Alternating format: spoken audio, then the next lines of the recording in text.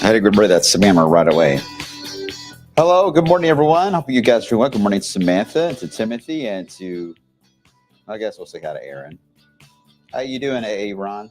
All right, we got Karen. Good morning to you. Happy Hearts and Love Day. Thank you very much. And Travis is here. The stratospheric warming is underway. So what happens now? Because we late February and March. Yeah, it is warming, but it's splitting. I don't see a lot right now. We'll come back around to it, Travis, in just a second on the impacts. All right. You know what? Let's just start this over again. Kill the music. Let me take a breather. Everyone, just close your eyes for a minute. Reset. It's halfway through the work week. We're almost there. We're good? All right. Bring back in the music. All right, here we go. Hello, everyone. Wave meteorologist Brian Good. Happy Valentine's Day. Hope you're doing well. Welcome to SnowTALK, which we do have one system right now that we're going to be tracking. And after that, not so much. Not so much, at least for a while here. I do think we're going to be in a warmer pattern that should last now for the rest of February. So we're not seeing the strong signal of us getting to the cold Arctic plunge idea. I don't think the models, though, are going to handle any of the long-term very well when it comes to this kind of a setup. So in a sense of what Travis was talking about, and I'll explain more in a second, yeah, there's very low confidence on any warm blast of air and that winter is over. Many Mets are going to say that, especially ones that don't like snow. They're going to show all the latest long-range data that's coming in, indicating a warm winter and say, snow lovers, to keep saying that, it's gone, it's over. Well, that's not entirely true. There's still a lot to be had when it comes to weather pattern like this. And March especially has a lot of fun and games involved with it. As always, the thing that I always try to say is they don't always show up within our 10-day forecast. So they don't always show up in the blog here.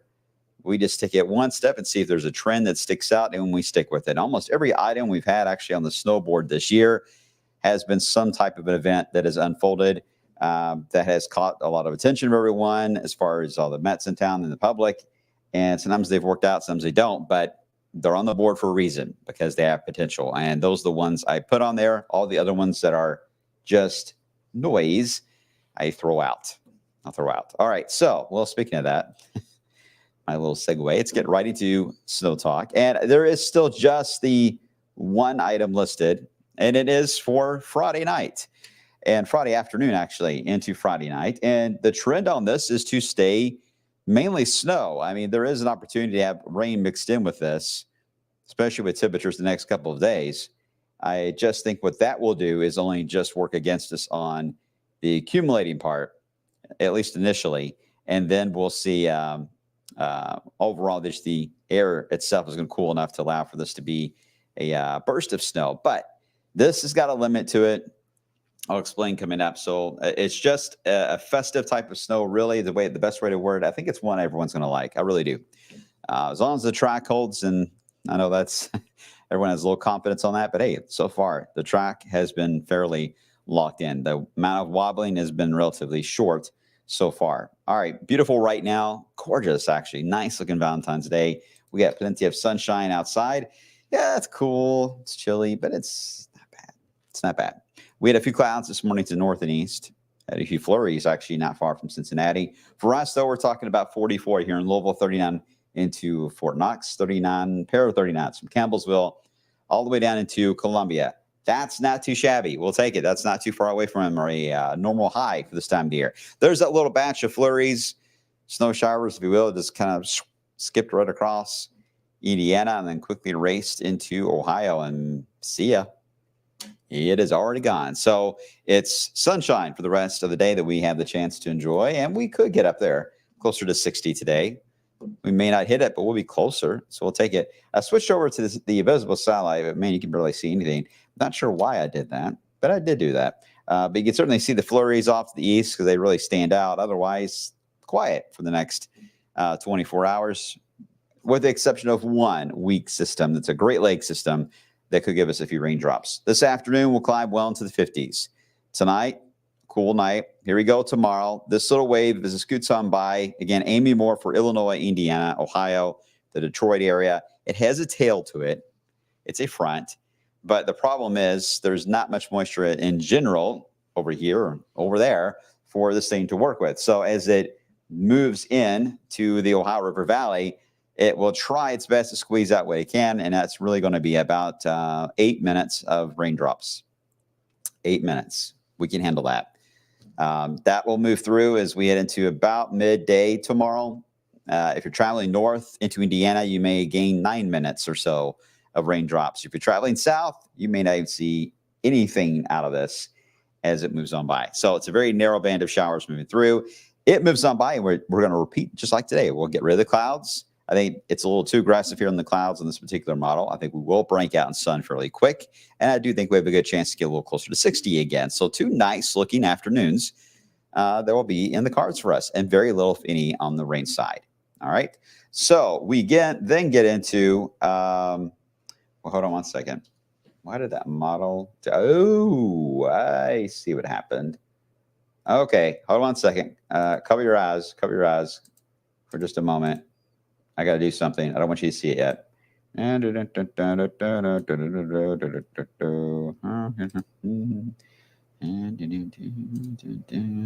Aaron, stop making that face. All right. I think I got it all set. And away. What else? No, I don't. Just kidding. This is what happens when I think I have everything set right.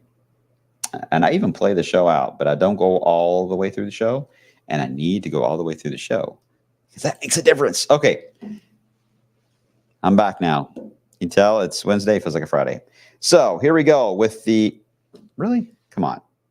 Don't be playing games with me. All right. So as this moves on by, we'll end up again with that weak little wave of showers moving on by, back to sun, blah, blah, blah. You've heard the story before. Okay. Now we get into Friday. Friday morning, there could actually be a blend of a little cloud deck, stratus cloud deck, or some fog at the ground level. Minor issue. We'll watch that. Otherwise, we'll see the ability, hopefully, to cool down enough as we head into Friday morning to set the stage for what will happen rest of the day. There's some models that keep us in the upper 30s, and that's our starting point on Friday, which means that's going to be a little tougher to work with throughout the day. That's the only thing that is kind of on the data. This particular model does drop us enough to where we only get to in the lower 40s. Lower 40s is fine. because now instead of dynamic cooling that we talk about so much with the last system, this is a setup of more evaporative cooling, which very similar in the sense of what you got to do. It just basically have got to sacrifice the first few little blips in the radar to dry air, and then eventually precipitation will make it to the ground. Now, I know what some of you are going to say. We've been through this before when dry air takes too long, eats away most of it, and then by the time it is done and it's full, then it allows the rain to, or snow to fall, and it's over. I get that. Totally get that. I don't see that being the case on this one, but I do think it'll start that way. What it'll try to eat away at the very beginning leading edge of this, but what that does, and it's important to have that feature though, because by having that type of evaporative cooling, you take that 42 that we have outside and you drop it to 34. So it works for us. It can work against us, but it works for us in this sense. Here we are, 6 p.m., and the wave has arrived with snow, according to this model, falling just about every location. Most areas above freezing. Now, at this point, would it be accumulating? Well, if it's before a 6 p.m. arrival, it would have a tough time. If it gets closer to 6 or after, it would start accumulating in grass areas, the cars, rooftops. Any of the roads would be just a light slush that would develop. But it'd be very pretty snow. It's going to be a wet snow. Finally, if this can materialize for the first time this winter, our kids out there can make a snowman and make a snow angel and have a snowball fight if they want to, or go do a bit of sledding on Saturday and to play in this. So this is a good wet snow to do all of that. So that's the plus. It moves in for a snowy Friday evening. We drop down below freezing that night into the 20s. So some of this that was slush initially may try to become more of ice. So be careful late Friday night and early Saturday. But look how fast it moved in. Moved in around 3 or 4 o'clock, and it was out of here by like 7, 8 p.m. Very short duration event. Yes, there are some models that want to take this a little more north, a little more south, but even the ones that were all up here in the north yesterday have all shifted south. Now, I could check the midday data coming in about 45 minutes, and they may go back north again. I'm hoping not, because that just keeps this back and forth narrative going. My assumption, though, they will not show that we will get a very general track idea of it passing through the Ohio River Valley. It would just matter how far south and north that rain snow line. Would it go way south, or will it stay a little more north, or would it be perfect right into Kentucky? I don't know that answer. All I can tell you is where we're at as of 9:45 on this Wednesday morning, and that's where we're at. Is a quick wave of wet snow that moves on by, and it's out of here, allowing for a cold. All right, come on. Allowing for a cold setup as we head into Saturday. Here are the Euro ensembles. When it comes to the individual ideas, remember what I said is when they're all filled in, then you have high confidence in a snow event. Just about all. There are 1, 2, 3, actually 4, 5, 6, 7 out of the 50 that are not filled in. That is very, very low on the odds of this being a snow setup that it would be high. So if that makes sense, I reversed what I was saying. But you get the idea that confidence is high right now, at least in the Euro ensembles, of measurable snowfall. Now, there's a lot of gray still here, and there's only a few blues, and there's no pinks. So that should tell you that this is going to be a light snowfall, a measurable one, light, likely a winter weather advisory type of snowfall that comes through.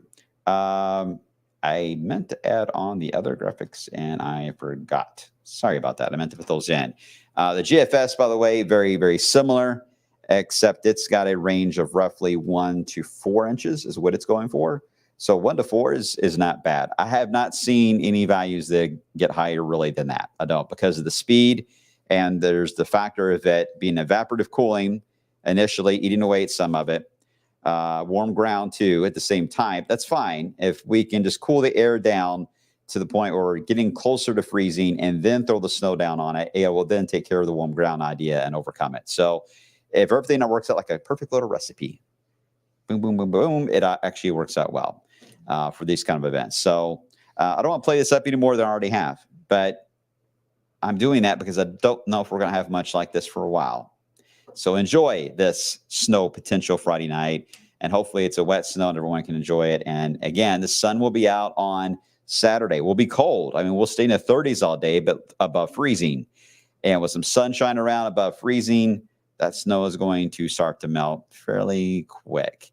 So after it falls Friday night, if this works out, all right, don't plan now, but if it works out, the snow falls Friday night, plan with your family, let the kids know. Saturday morning, we're getting up at 8 a.m. We're going to have some fun outside and enjoy it because you don't have the bitterly cold wind chills, not to dangerous levels or anything like that. So finally, we couldn't really do it with the last few. First off, it was a dry snow in January, plus it was dangerously cold.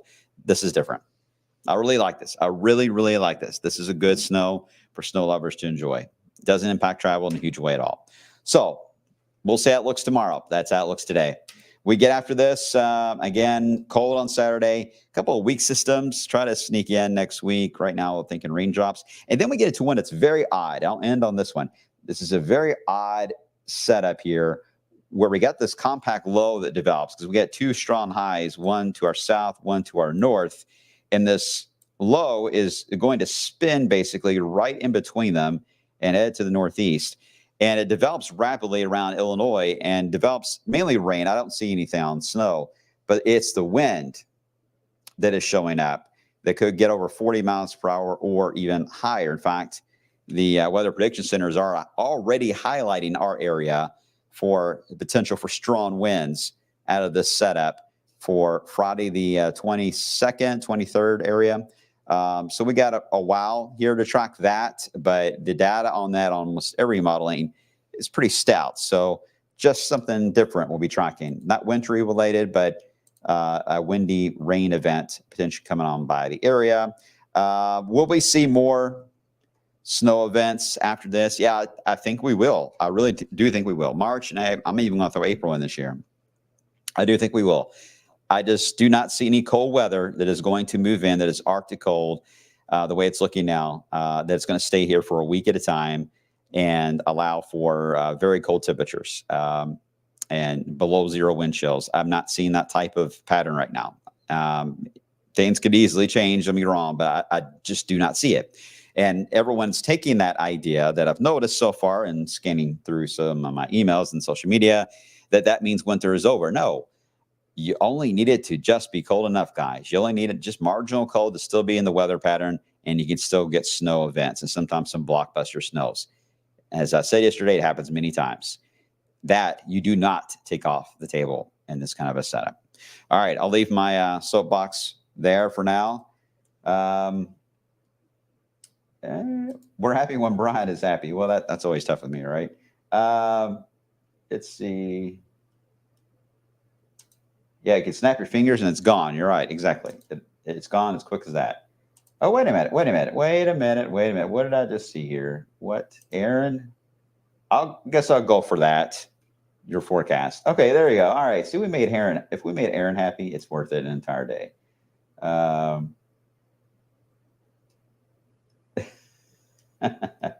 You guys are fun. I'm seeing now your comments. All right, I'm going to leave for now. I'm rambling today. I feel really tired today. I think it's because of the sun. I may be allergic to it. I'm not sure. But you guys enjoy the rest of your Valentine's Day. Snuggle up with your snuggle buddy. Have a good time. Don't forget about the pets. They love Valentine's Day just as much as the rest of us, right? So snuggle up with them. Enjoy watching The Notebook.